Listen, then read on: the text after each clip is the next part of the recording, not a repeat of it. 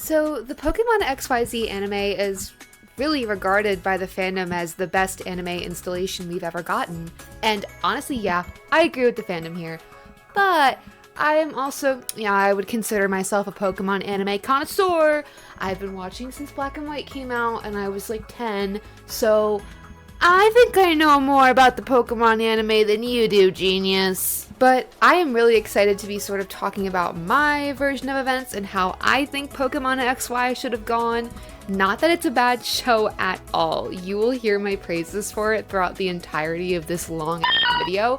But I also do have my gripes, and I'm overly critical of it because it's so good in just the normal canon. So before we get into the actual meat and potatoes of the video, I just want to say I am new to this whole YouTube thing. I've only made like 2 videos before this that I'm like genuinely okay with having on the internet, and I absolutely love the PokeTuber community and I really want to be a part of it. So if you would consider subscribing, that would be amazing. I have my social medias up on screen if you want to keep up with me. I am a college student, so I do have a lot on my plate, but I will do my best to be pretty consistent with posting, no promises. Another thing I want to say before we get into this video is all of the art that you're seeing on screen is mine, and I will be showing multiple speed paints throughout this video because it is a pretty long video and I had an entire 50-minute video that I was going to post with the same content. However, it got flagged and copyrighted because of the clips that I used, and I am not going back and re-editing all of it. Instead, I'm just making a new video, so it'll be way more enjoyable for everyone watching it, including me. So let's freaking do this.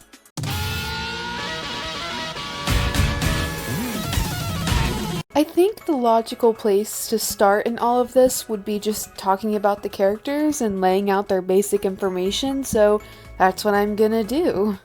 Okay, so we're gonna talk about Serena first because I have so much to say about her.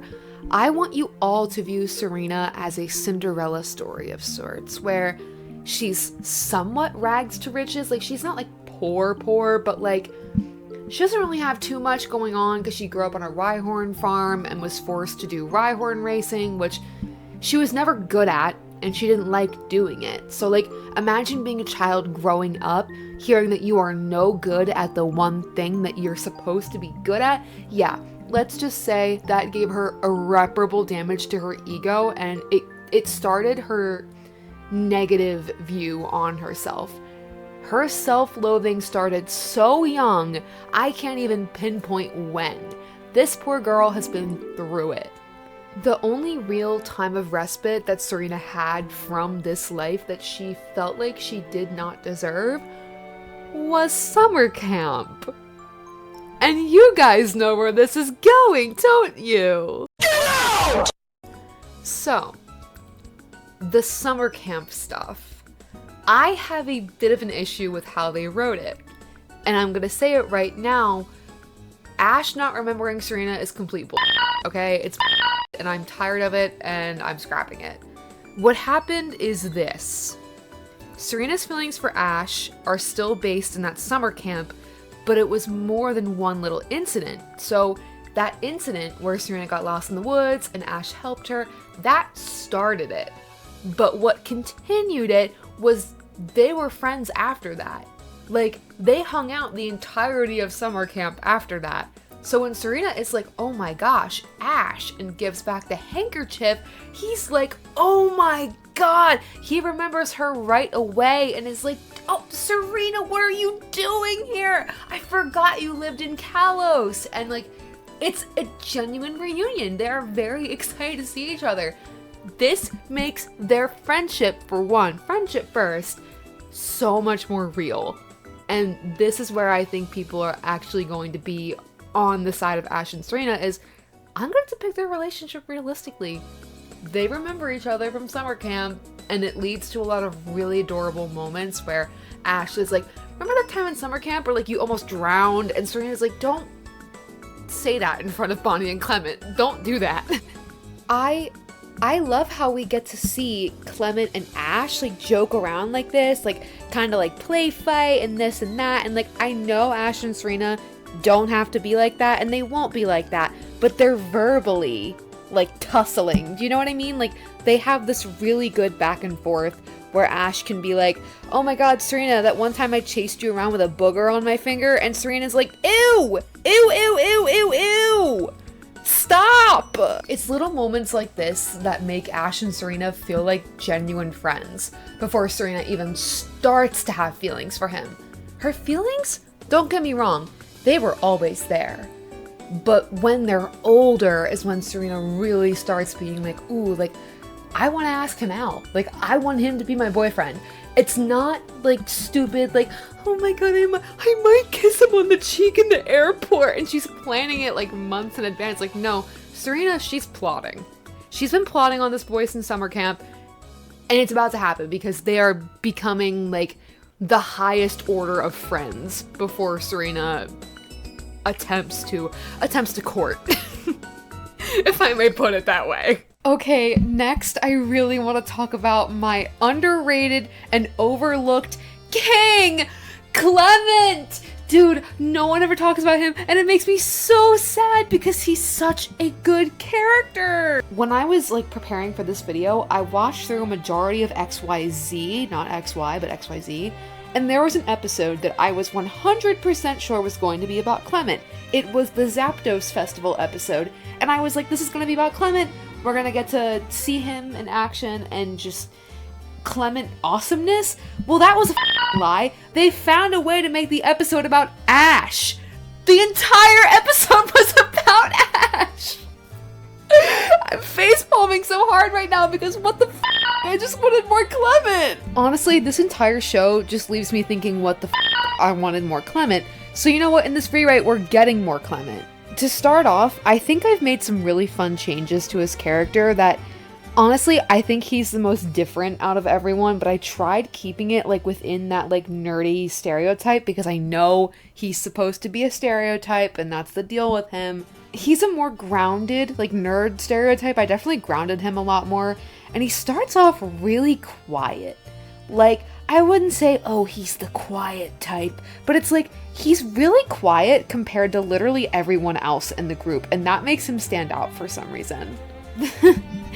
This is where we kind of get into like, okay, so this series is fundamentally different because of other things that are going on that are a bit darker in nature. So with Clemont, he took on a lot of responsibility at a really young age after his mother passed away. So Clemont and Bonnie's mommy, she is dead. His first thought is always Bonnie. He's always putting Bonnie first, and he keeps on thinking how Bonnie's gonna grow up without a mom, and he never considers himself. Like, he never goes, I'm gonna grow up without a mom. It's Bonnie's gonna grow up without a mom, and I kind of have to step in and be that mom figure, even though I'm her older brother. The thing about Clemont is he is so fiercely selfless, but he considers himself a coward. But the funny thing is, the fact that he is so selfless, it makes him immensely brave. Does that make any sense to you? I hope it does, because that's basically the entirety of his character. He also kind of needs to learn how to let go. Another part of his character is learning to let go, letting go of his role in the family and just being a kid, letting go of Bonnie by the end of the show, because spoiler alert, Clemont, Serena, Ash, 14, Bonnie, 11. She is a year overdue from leaving the nest because Clemont said, I don't want you going off without me, because losing Bonnie is quite literally his worst nightmare. I think after Clemont sees Ash's extreme display of bravery in the first, episode or even second episode, it's one of them, I think he feels comfortable traveling with Ash and taking his sister with him because he knows that Ash, he's crazy. Clemont already got the vibe that Ash was insane, and then Serena joined the group, and Serena immediately, just went with Bonnie freaking cookies and freaking a tall glass of milk. Not to be evil in saying this, but Clemont is taking the role of the mom friend because he literally plays that role in the freaking family anyways. So that's sad. Anyways, let's talk about his sister, Bonnie! Alright, so Bonnie is the big 1-1. She is 11 years old, and she's overdue on her journey. Like, she should have left when she was 10, and she didn't, because Clemont was like, no, Bonnie, you have to stay. And it's safe to say that she's not happy about this. She wishes that Clemont would just let her go. So she kind of starts off a little bit annoyed with him, like, oh god, like my big brother is really gonna come with me on my first journey around Kalos, but she learns to appreciate him, and she's never mean to him. That's one thing I want to make very clear. She is never like, leave me alone! Like, she is still pretty much the same character she was, but with like an added layer of like sauce. You know what I mean? My favorite thing that I can do with Bonnie in this version of events is draw similarities between her and Ash. Ash is basically a preview of what Bonnie will become. Because, spoiler alert, Bonnie is trying to find out what kind of trainer she's going to be. Like, Bonnie has no idea if she's going to want to be a gym leader like her brother, or just be a trainer, or be a performer, or be a professor. Like, the world is her oyster, and she has no idea what she's doing. However, Clemont gives her something very special right when they leave for their journey. He says, Bonnie, I gotta go grab something or someone, and I will be right back. Like, basically, Ash, watch my kid for me, I will be right back. And Ash is like, okay, like, I just met you, like, hi. So Clemont comes back with Bonnie's little yellow bag, and he hands it to her and says, open it. And she opens it, and there's a little baby Dedenne in the bag. And Clemont's like, I knew you were going to leave one day, and I wanted to make sure that you had a partner that would be there for you and you could rely on. And he literally got her a Dedenne, and it's a baby! I'm so biased to Dedenne specifically because it reminds me of a gerbil, and I have 2 gerbils. You can probably hear them running around and like chewing stuff. Can you hear that? That's literally my gerbil Obi running around on the wheel. But I love gerbils, and I love Dedenne, and oh my gosh! Yes, Bonnie will be battling using this Dedenne, and she will kick butt. She'll kick butt later. You just have to let her cook, because she's got to learn the basics from Ash and Clemont, I guess. But mostly Ash, because they are parallels to each other. Speaking of Ash, I think it's about time we get into his character and the sort of changes I've made with him. I guess this isn't very much a change that I'm going to say, but it's important to me, so I'm going to talk about it. I have always seen Ash as a neurodivergently coded person, and it's like, we're making Pokemon woke, we're making the main character autistic, and it's like, well, why'd you write him like that if you didn't want me to make that conclusion? Like, battling is literally his special interest. Guys, I'm not even trying to be funny, it literally is. I am not trying to make a harmful assumption when I say this, because I am including myself, but I feel like a majority of this fandom is neurodivergent, specifically autistic, and as an autistic individual, I think it's really important to have that representation of your main character being autistic, especially when the representation could be really, really good. Ash is amazing at what he does, he just does it differently than other people. Also, not to mention a romantic subplot with a girl who could care less that he's autistic. It never even crossed her mind. It's just natural, and as an autistic person, it makes me feel really good to see an autistic character being desired by someone. Like, we matter, we have feelings, and we like when people like us. We're just humans. I don't know. Now I'm on a long-winded autism rant, but I just hope there's other people out there who can relate to this and like the fact that I am making Ash canonically autistic in my world. Alright, I'm gonna give it to you so straight. I want you to take the first 3 seasons of Pokemon, take that Ash. He's kind of a bit of a dick sometimes. Yeah, take that one, and give him to me, and then I'm gonna take that Ash and I'm just gonna merge it with the Kalos Ash that we've been given. And bam! There you have it. There's Dia Kalos Rewrite Ash. He's perfect, This is easily the peak characterization of Ash, and I'm gonna put this kid through the ringer. I have no other way of explaining Ash to you other than this video that I made, just for this moment, so you guys can get the full scale of whatever the hell this is. Skibbity toilet riz. Wow, I really hope you guys liked that well-constructed video that certainly gets across every single point of his character. What I mean by that is he is a silly little guy that definitely would go around saying brain rot, no doubt. But also he is like weirdly mature in some moments because he's kind of forced to be. Like, there are adults in his life. Like, particularly I'm looking at Alain. And those adults should be, I guess, taking care of him and they should be supporting him, but they're not because they're worried about other things. And I'm not saying Ash should always come first, but there should be a level of like, this is a child and he's pushing himself too far, so we should all tell him that it's okay. Winning isn't the most important thing, like your health is more important. But Ash just, he wouldn't even listen to that to begin with. So I've already discussed Ash's dynamic with Serena because it's really, really important. I've slightly touched on his dynamic with Bonnie, but Bonnie is basically a mini Ash. I think it's important to like draw the connection between Ash and Bonnie because Bonnie starts off her journey a little bit late, but with an electric rodent. And what did Ash do? Oh, he was late the first morning and he got an electric rodent. Like, I don't know. I just feel like it's really interesting to have Bonnie follow in his like exact footsteps. Ash's dynamic with Clemont is the exact same as it is in the show because I think they're so funny. I don't know.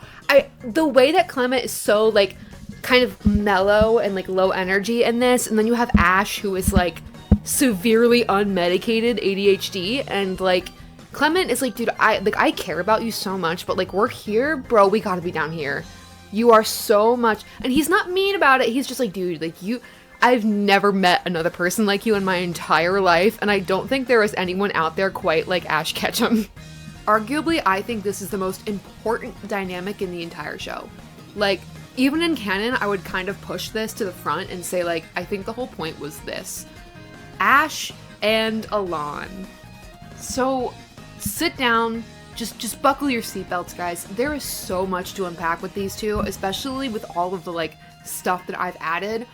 They are my favorite dynamic in the entire show, and I think Alain is my favorite character, so I'm probably a little biased when it comes to this, but Serena is a very close second, probably tied with Ash. I really love everyone in the show, but Alain really stands out to me as one of the most interesting characters Pokemon has, like, ever made, and no one ever talks about him! What the fuck?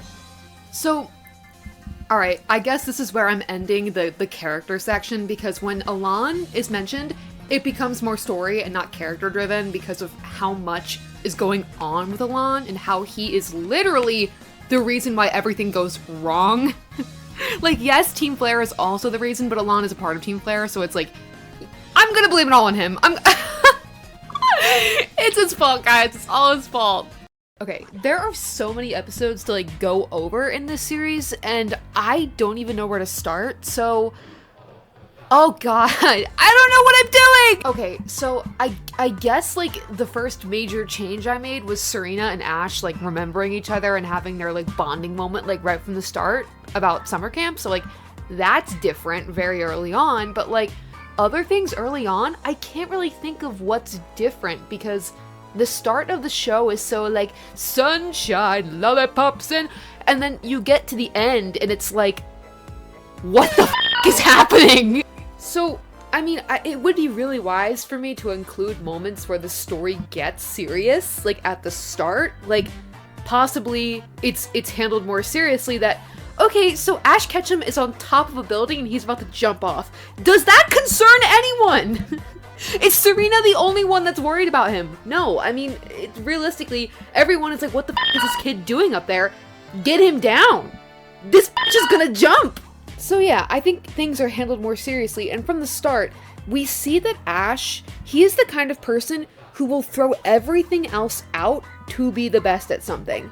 And I guess that's another character change that I should have mentioned, is that Ash is so determined to win that it's to the point where it's really unhealthy, and we see seeds of this at the start when he loses to Viola, and he takes the loss, like, really, really hard. Like, way harder than he did in the actual show.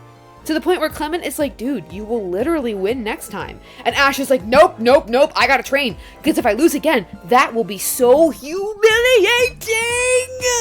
Another change that I want to mention is the episode where, it's episode 51, Under the Pledging Tree, guys. I know that because it was one of my favorite episodes when I was a freaking wee lad, and I loved this episode, and I would replay it every single day. I went to my grandma's house on DirecTV on demand.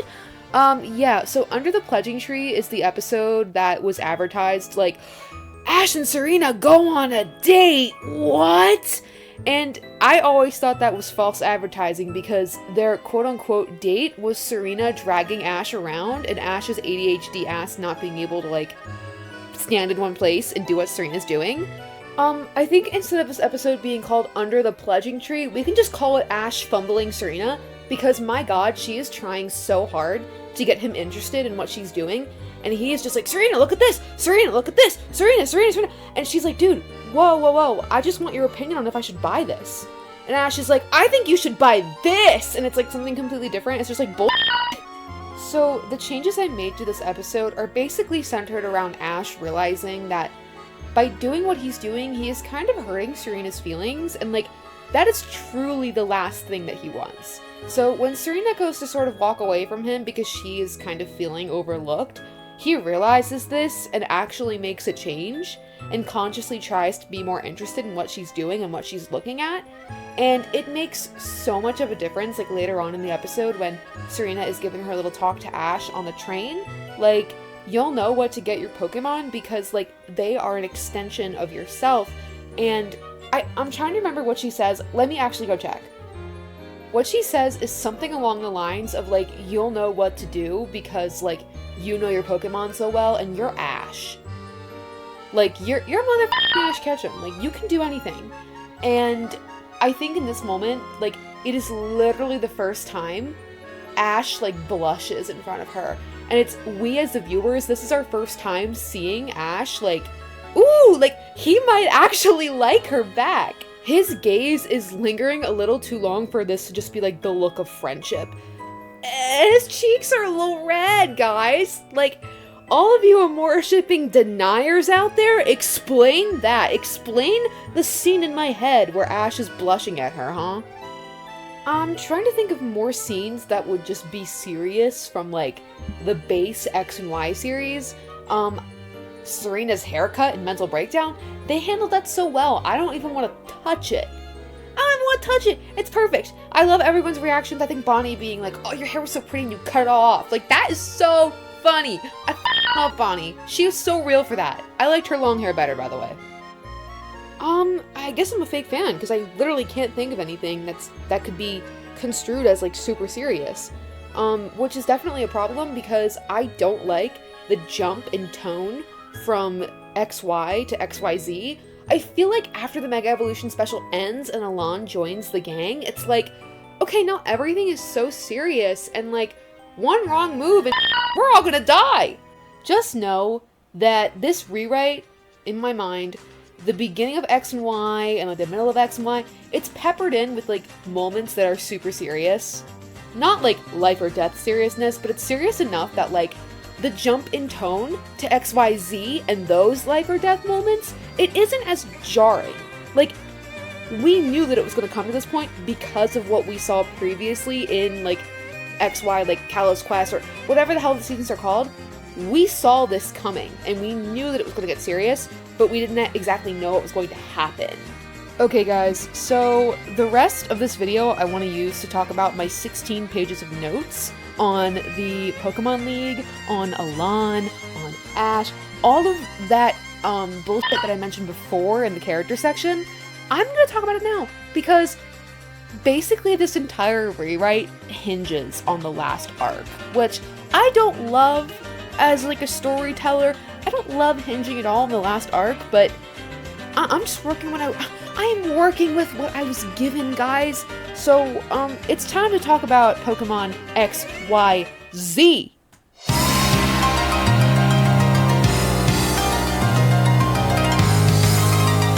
Alright guys, I have to talk about the elephant in the room. And to me, the elephant in the room is Ash-Greninja, because even as a child, I felt that tonal shift. As soon as he started showing up, I was like, there's something fishy or froggy going on here. So I had an original draft of this video. It was literally 50 minutes long.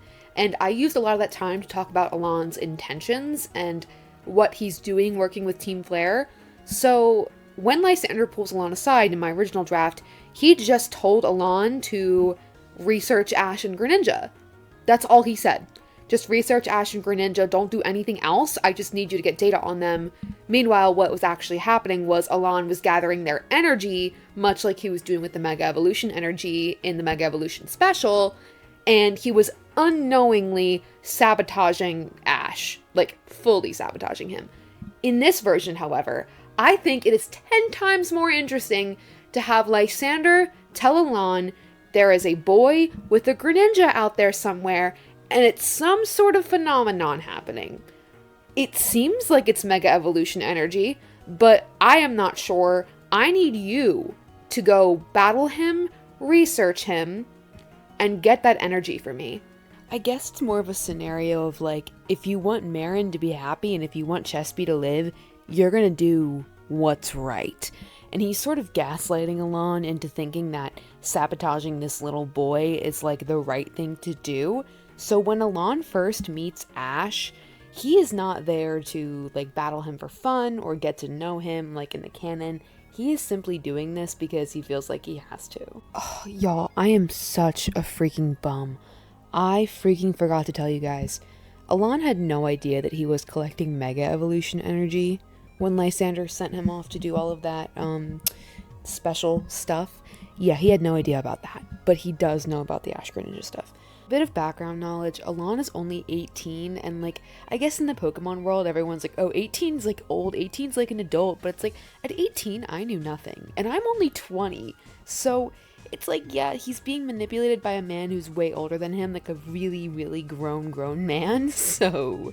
back to Alain's actual quest. So when he first meets Ash, he does not have the intention of getting to know him or really caring about him at all. He has one thing on his mind, and it's making sure Marin is okay and making sure Chespy is healed. Ash and Alain's first meeting is like kind of similar to canon, but it comes off more as Alain being pushy about having a battle, and Ash is like, he would never say no to a battle anyways, so it's not weird for him, but it's weird for everyone else, especially Serena. Serena does not like him and is like, oh, he's like weird. He's sus, guys. So the result of Alain stealing Ash and Greninja's energy through his keyring is the damage that Ash and Greninja take during Battle Bond is like double it and give it to the next person. Like, it is ridiculous. It's like very implied in the canon of the show that Ash and Greninja like share pain when they're doing Battle Bond, but like in this version, it's so painfully obvious, like painfully obvious. And like to the point, like example, Charizard uppercuts Greninja and Ash is like holding his jaw and is like, what the frick, guys? What the frick? To overly simplify Alain and Ash's eventual friendship, or like the start of what becomes this amazing friendship, is Alain feels bad. Alain legitimately sees Ash in pain after one of these battles and is like, oh, this is terrible. So Alain's choice to put Ash's life above Chespy and Marin's life, it's starting to weigh on him. He's like, oh, this kid is so nice, and he's smart. Like, he's got so much going for him. He's like incredibly talented, and here I am doing this. Speaking of crumbling down later, I'm gonna talk about the League now. I know I skipped over a lot of like the fun like Snowbell City stuff, but I really like the way that was handled already, and I love the way that Ash has discovered what Ash-Greninja is truly without Alain there, and he can go back to Alain and be like, hey, this happened, I wish you were there to see it. And Alain's like, if I was there, it wouldn't have happened. I added one detail to the story, and it changed the entire trajectory of XYZ as a whole. And it comes up in conversation when Lysander pulls Alain aside before the League and it's like, can I talk to you? And Alain's like, yeah, like, and he tells Alain something, but we as the viewers do not know what Lysander has just told him. but we see how Alain acts afterwards. So throughout the entirety of the league, there is this looming sense of like dread because Alain has knowledge that he's about to spill. So the Ash and Alain match goes exactly the same as it does in canon. Ash loses, but it's fine. Like, Ash-Greninja was able to happen, nothing eventful. It's just the battle that everyone was pissed off about for years. And then comes my favorite arc in the entirety of the Pokemon anime, the Lumiose Crisis, or like the Battle for Kalos arc. So this arc is where like, oh god, guys, I can't even. So it starts the same. It's like Lysander interrupts and is like, hey guys, I'm gonna do an act of domestic terrorism. Who's ready for that? And Alain's like, why is my boss doing this? And then that scene where Ash gets straight up kidnapped happens, and, roll tape. My best friend in the whole world.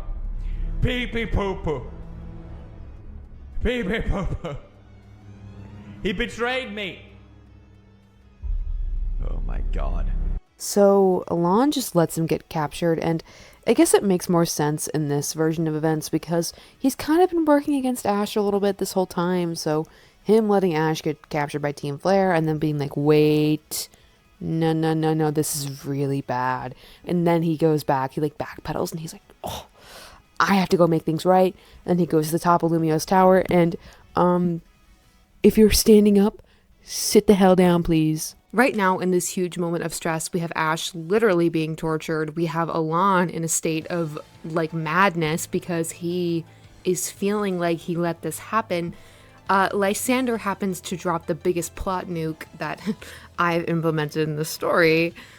He drops the nuke that Ash and Alain, yeah, they've had the same dad this entire time, and that is what Alain was told by Lysander right before the league. Because I've sort of been like, oh, this series is TV-14. Yeah, Ash is not immediately fine afterwards, and this whole Lysander conflict, it was never Ash's battle to begin with, so Alain has the awesome battle me Lysander line. Yes, I gave it to Alain. No, I'm not sorry. Essentially, Alain has never been this angry in his whole life, and we see Alain's anger, like, bubbling up before this too, so it's not out of left field. He's a very angry person.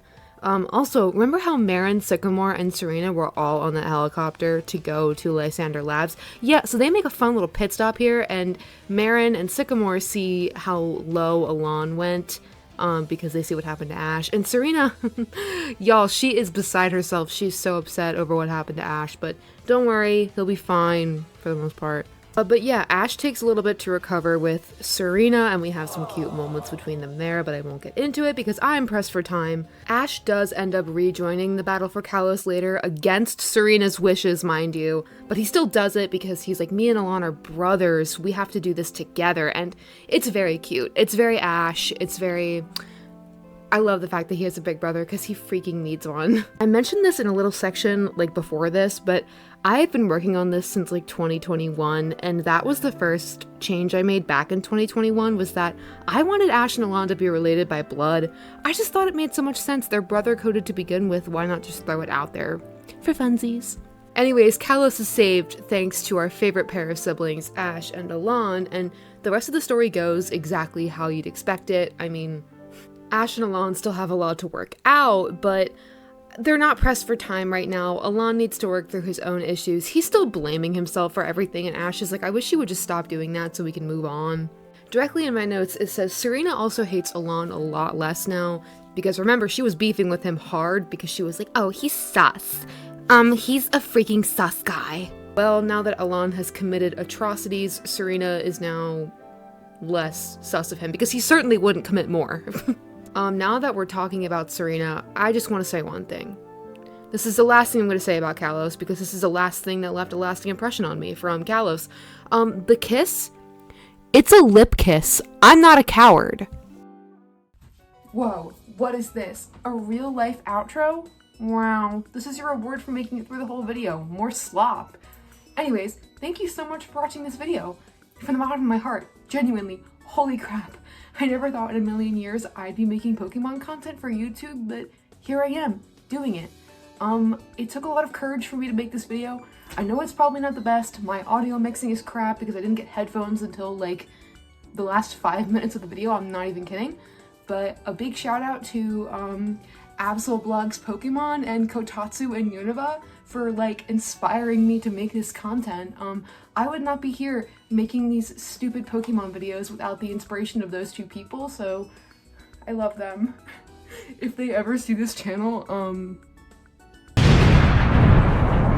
Anyways, comment what you'd like to see next. I'm completely open to suggestions, and bye!